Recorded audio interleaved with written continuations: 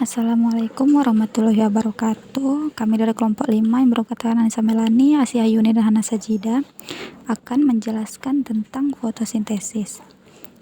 Fotosintesis yaitu suatu proses pembuatan atau pembentukan makanan yang dilakukan oleh tumbuhan, terutama tumbuhan yang mengandung zat hijau daun, yaitu klorofil dengan bantuan energi cahaya matahari. Proses fotosintesis. Proses fotosintesis mereaksikan atau menggabungkan CO2 dan H2O menjadi gula dengan menggunakan energi cahaya matahari. Proses fotosintesis umumnya hanya berlangsung pada tumbuhan yang berklorofil pada waktu siang hari, asalkan ada sumber cahaya. Proses fotosintesis. Yang pertama yaitu karbon dioksida yang ada di udara masuk ke daun tumbuhan melalui stomata. Yang kedua, air yang masuk ke daun melalui akar tumbuhan. Air yang masuk melalui akar tumbuhan kemudian disalurkan ke daun melalui batang. Selanjutnya, saat sinar matahari jatuh ke permukaan daun, klorofil menangkap energi dari cahaya tersebut. Klorofil adalah pigmen hijau yang terdapat di daun tumbuhan. Selanjutnya yaitu energi nantinya digunakan untuk mengubah air menjadi hidrogen dan oksigen.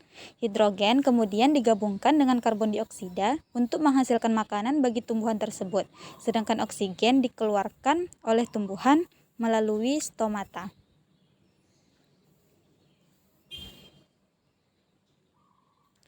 Tempat terjadinya fotosintesis yang pertama yaitu ada di daun dan yang kedua yaitu di kloroplas. Daun inilah yang merupakan pabrik fotosintesis yang sebenarnya pada tumbuhan. Permukaan atas daun tertutup selapis sel tunggal yang menyusun epidermis atas. Karena itu agak transparan dan membiarkan sebagian cahaya yang mengenainya melewati sel-sel di bawahnya. Sel-sel tersebut juga mengeluarkan suatu zat yang transparan seperti lilin yang dinamakan kutin. Bahan ini membentuk kutikula yang berfungsi sebagai penghalang lembab di permukaan atas daun tersebut. Jadi mengurangi hilangnya air dari daun. Di bawah sel-sel epidermis atas tersusun satu atau lebih barisan sel yang membentuk lapisan palisade. Setiap sel penuh dengan kloroplas, dan sel-sel inilah yang melakukan fotosintesis paling banyak di dalam daun.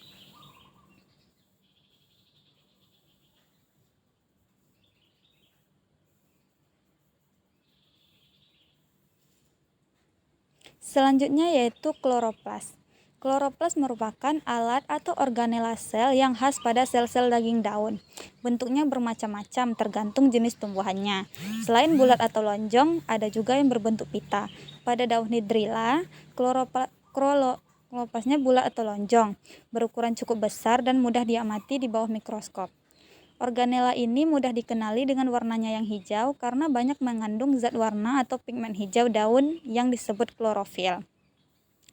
Ada dua macam klorofil pada tumbuhan darat, yaitu ada klorofil A dan klorofil B. Susunan alat di dalam kloroplas. Kloroplas tersusun dari dua bagian. Yang pertama, bangunan seperti tumpukan piring atau yang disebut dengan grana. Yang kedua, bahan yang mengisi di luar grana yang biasa disebut dengan matriks stroma. Pada bagian grana terdapat seluruh perangkat alat penangkap energi matahari. Perangkat alat itu adalah ibarat antena penerima. Alat penerima tersebut berupa kumpulan bermacam-macam zat pigmen. Pigmen adalah suatu zat yang berfungsi menangkap atau memantulkan jenis sinar atau warna cahaya tertentu. Pigmen daun paling banyak adalah klorofil. Sekelompok pigmen yang merupakan satu kesatuan alat penerima energi cahaya ini disebut fotosistem. Jenis reaksi fotosintesis, reaksi terang dan reaksi gelap. Reaksi terang merupakan fotosintesis yang terjadi pada membran tilakoid kloroplas.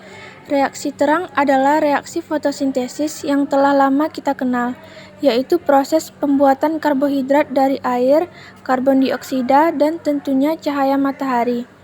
Reaksi terang sangat bergantung pada matahari dan reaksinya menghasilkan ATP, NADPH, dan oksigen yang dilepaskan ke udara.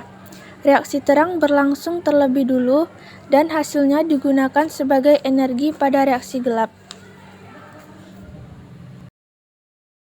Reaksi gelap. Reaksi gelap adalah reaksi fotosintesis yang terjadi pada stroma kloroplas.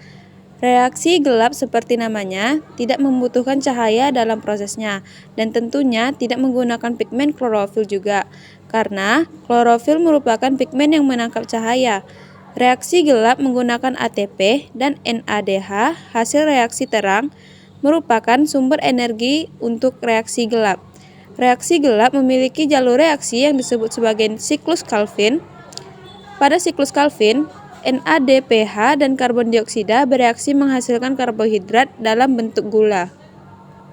Selanjutnya, faktor penentu laju reaksi fotosintesis. Yang pertama, intensitas cahaya. Kebutuhan cahaya setiap tanaman berbeda-beda. Ada tanaman jenis C3 dan C4. Tanaman C4 yaitu tebu, jagung, dan sorghum memiliki toleransi terhadap intensitas cahaya.